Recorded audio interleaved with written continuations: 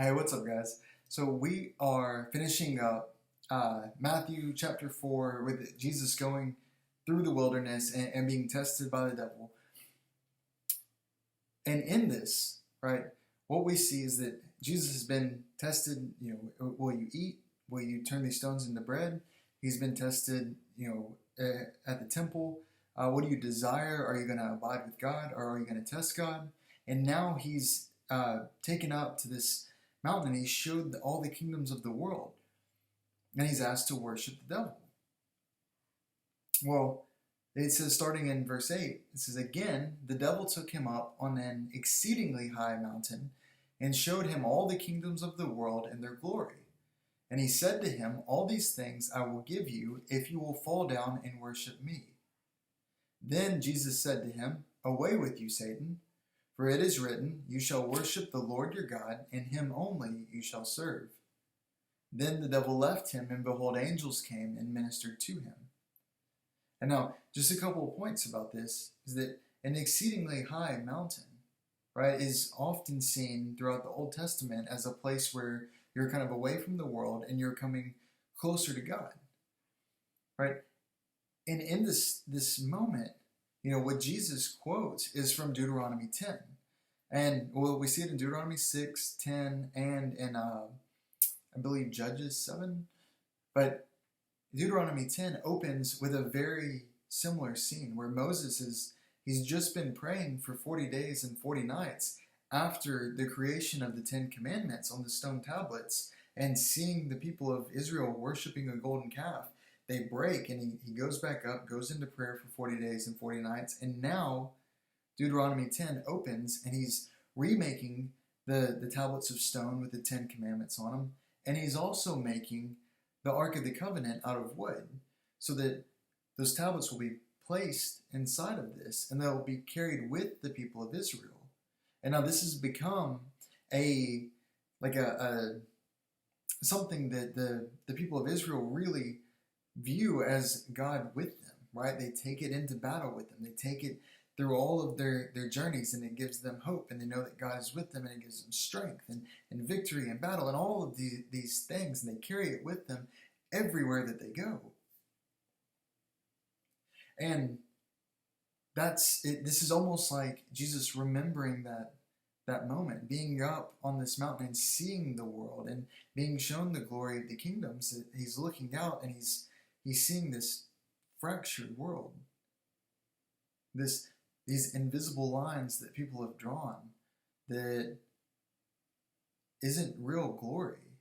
He knows the glory with the Father in the beginning, right? And this is a fractured, just broken version of what the world could be. And when he sees this, right, and he sees all of these things, and he's I like to think about it like he's going through that memory of remembering Deuteronomy 10. It even comes to a part that says, heaven and the highest heavens belong to the Lord your God, also the earth and all that is in it. It says, for he is God of gods, and he is Lord of lords. And it's all the mighty and awesome works that you've seen were created by his hand. He is your praise.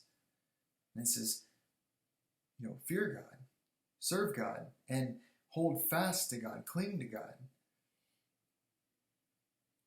And so in this moment, right, Jesus rebukes the devil. And there's something to be said about this, because he didn't rebuke the devil as soon as he came up. He didn't rebuke the devil the second time that he tempted him.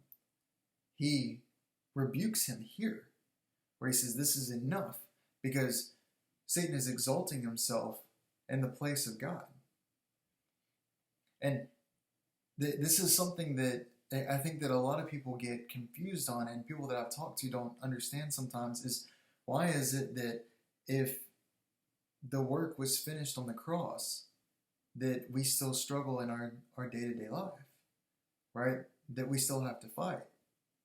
Well, it's because there's still work that needs to be done. Like, there's a time and a place to cut away with things, but there's also a lot to be said about walking through something and resting and abiding with God? Like, do you believe that God's in control? If so, you should be at rest in the things that are coming and seek his wisdom and his understanding that's coming through that. Because you can minister to others in that. That's something that you've gone through and that you've overcome is the best ministry that you could give to somebody who's going through it. You've been fruitful, right? And you can multiply that with anybody that comes to you, and they can multiply that further. But you sit in what's going on, you take it in, you learn discernment, right? And you learn what's in your own heart. Deuteronomy 8 told us that God allows testing because it reveals what's in the hearts of men. But see, it's also written that God knows the hearts of men.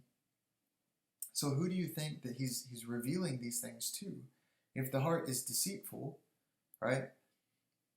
But testing reveals what's in the heart, he's revealing it to you. Testing reveals that so that you can see what is in your own heart through the way that you respond to things going on in the world. So I would caution people not to just take up arms and fight immediately when they see something, but to really take a moment to navigate it and to take in what's going on and learn discernment and learn good judgment. And we see this with Paul in Acts, right? The woman that was possessed with the demon, the spirit of divination. She followed him around. He allowed it. And he allowed it. And then he turned and he rebuked her. We see this on a grand scale with what God does. He allows for the devil to run his course. And in the end, he casts him out. We see this picture here where Jesus has allowed it. And then now he rebukes him, resists him, he casts him away from him, and he's won, right? He's won, he's conquered. James tells us in the first chapter that, blessed is the man who endures the test, right? It says, blessed is the man who endures temptation, for when he has been approved, he will receive the crown of life, which the Lord has promised to those who love him. And so here we see Jesus overcoming. We see him conquering. And, I like to think that in this moment he's receiving the crown of life. The angels are coming to minister to him because he has conquered. And we see angels coming to him all throughout his life, right? We see the angels coming to at conception, right? Talking to Joseph and Mary. We see them in this moment. We see them before the cross in the Garden of Gethsemane. We see them after the cross. 2 angels had rolled away the stone at his resurrection. And there's another place that we see angels, encircling and ministering constantly. And that's around the throne of God in heaven. So you can see Jesus' place, his divinity here, but you also see his humanity. And see, he overcame and he conquered right here for himself. Yet he was still called into the world. He wasn't resurrected right then, right? He was called into the world. He was called into his ministry, and he was called to the cross. And that the cross was the victory for all of us, right? And so when people ask, why do we still fight and still go through these struggles and these battles if everything was finished at the cross? Well, because Jesus did. He conquered, yet there was still work to do. There was still ministry to be done that brought salvation to all of us. And because there is work to be done, because God brings the harvest, right? It's him who brings life into things. It's him who brings the things to fruition.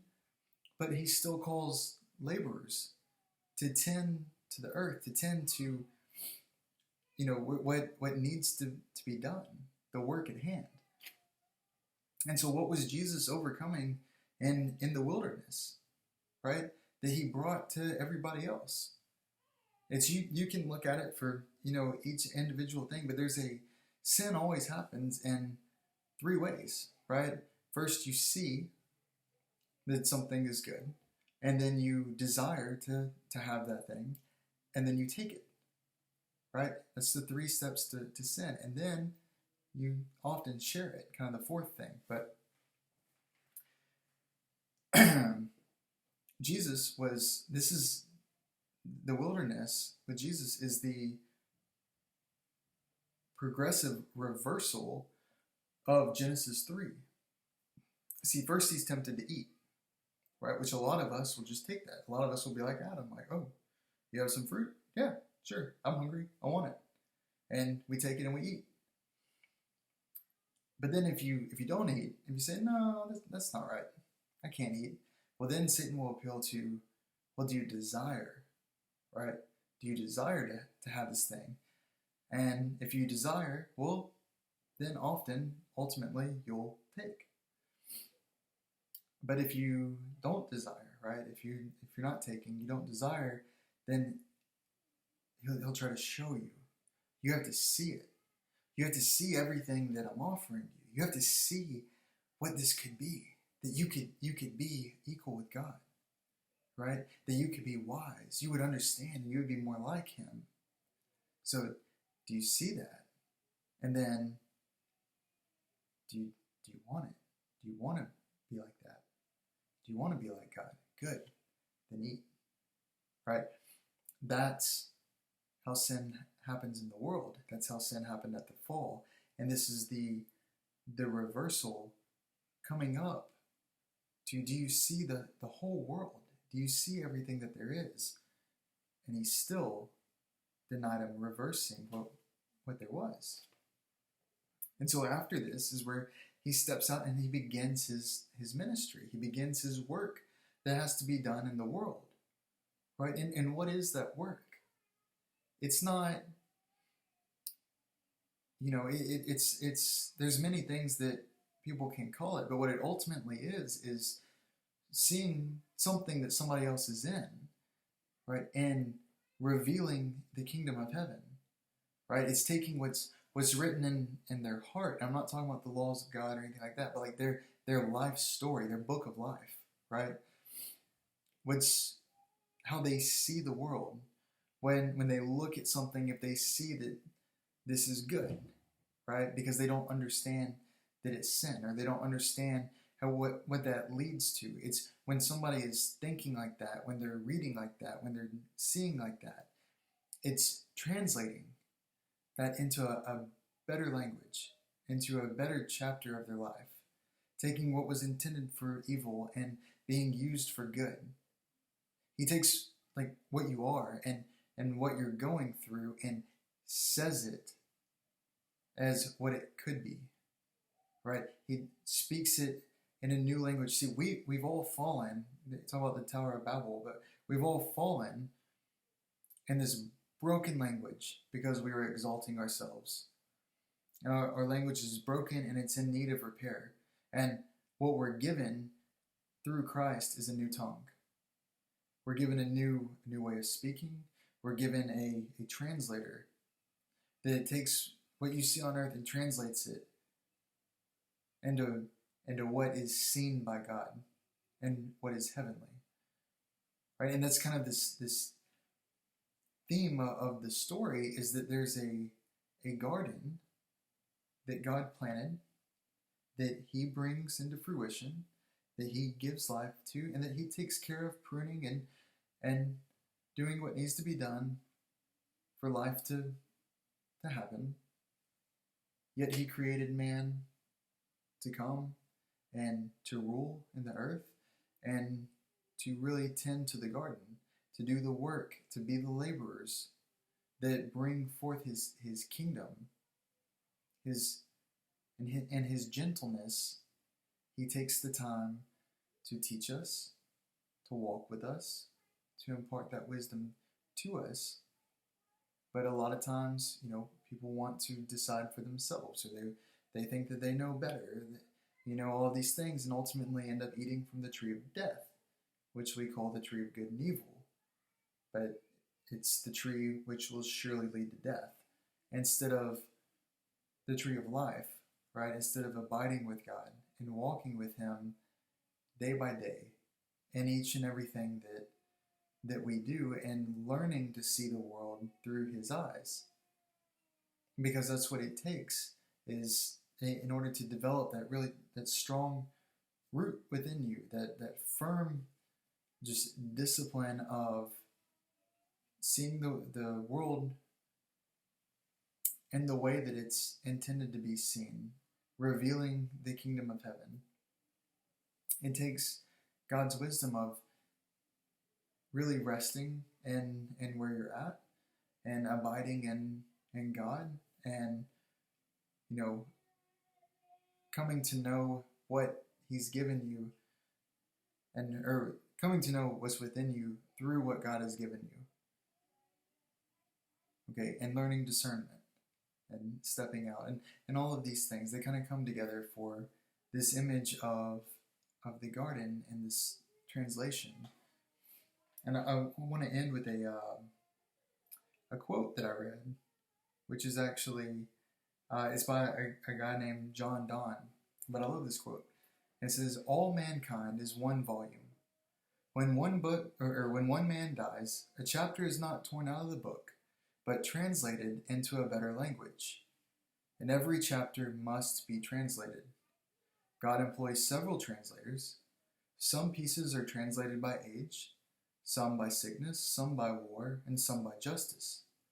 But God's hand shall bind up all our scattered leaves again, for that library where every book shall live open to one another.